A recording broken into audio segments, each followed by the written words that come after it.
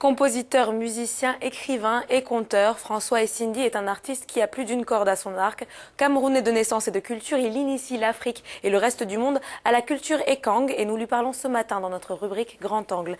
Alors monsieur Essindi, pour nos téléspectateurs qui sont peut-être novices, parlez-nous un peu de la culture Ekang. Nos ancêtres, ce sont des gens qui voyageaient.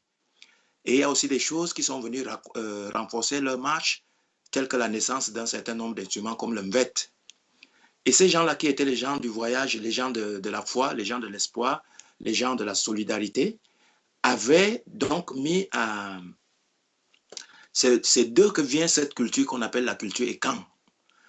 Parce qu'au moment où nos ancêtres étaient fatigués, dans ce voyage d'émigration, un des guerriers, Oyona Dangono, qui est tombé dans le coma et qui a fait 7 jours dans le coma, quand il est sorti du coma, il a commencé à fabriquer un instrument et il a dit à ses frères qu'il venait de trouver un bon moyen pour lutter et toujours espérer.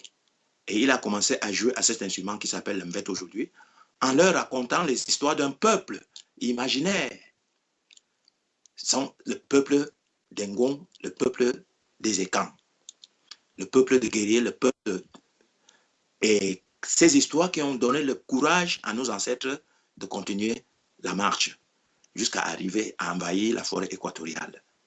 Donc la culture Ekans, c'est la culture de courage, la culture d'amour, la culture de l'espoir, la culture de l'unité, des hommes qui font route ensemble, de se supporter, de résister et de continuer la route. La route qui est comme la vie. Bien, vous avez décidé de promouvoir cette culture à travers vos compositions. Pouvez-vous nous dire comment cela se passe? Je les raconte en français et en langue boulou, parfois par commande, parce que en même temps, j'essaie aussi de promouvoir les langues, les petites langues. Donc, celle qui a servi à m'éduquer la langue maternelle, qui est le boulou. Donc, puisque je fais un travail d'apporter ma culture et d'apprendre celle des autres afin d'améliorer les choses, donc je vais aussi avec tout ce que j'ai, comme les langues. C'est pour ça que j'ai proposé aux éditions L'Harmattan de faire des contes en langue bilingue. Ça veut dire en langue boulou et en langue française. Ce qui permet aussi à ceux qui parlent français ou aux Français de s'approcher un peu des langues africaines qui sont presque en voie de disparition. Parce que beaucoup de langues partent en Afrique, et comme les instruments partent, et comme les histoires partent. Mais moi, je crois que ces choses qui partent pourraient redonner vie et espoir et l'amour de vivre non seulement aux Africains, mais aussi à tout ce que je rencontre dans ces spectacles. Alors monsieur Essindi, comme c'est traditionnellement le cas en Afrique, vous aimeriez que cet héritage soit transmis de génération en génération. Comment faites-vous pour justement le transmettre, cet héritage? Je voudrais vivre et participer à la vie.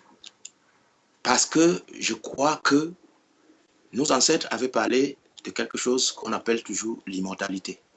Et ce problème qui est abordé parmi les sujets dont parle le mvet, parle de l'immortalité, de l'amour, de la guerre, de tout. Je crois que nous devons faire quelque chose autour de nous afin de partager quelque chose et que peut-être le moment venu, on soit toujours là parce que notre expérience aurait aidé aux autres ou nos histoires auraient aidé ou quelque chose se serait passé qui fait en sorte qu'on soit toujours là, quoi. Donc, je suis un peu bête dans ma façon de voir les choses. C'est pour ça que je voudrais toujours faire. Et aussi remercier le lieu qui m'a vu naître, les gens tout autour qui étaient là et qui m'ont permis d'être celui que je suis aujourd'hui. La seule façon de leur faire une fierté ou de leur donner raison aussi de vivre, c'est de faire des efforts et ceux qui sont là, qui me voient, ceux qui sont déjà partis, comme on dit, qui sont morts, et comme nous en Afrique, dans notre culture, on dit que les morts ne sont pas morts, et qui les regardent par derrière et qui voient qu'ils ont fait quelque chose et que cette chose continue toujours à faire des choses, à créer des choses. Merci, Monsieur François et Cindy. Voilà, c'était le compositeur camerounais François Essindi qui revenait sur les initiatives qu'il a prises pour promouvoir la culture Ekang.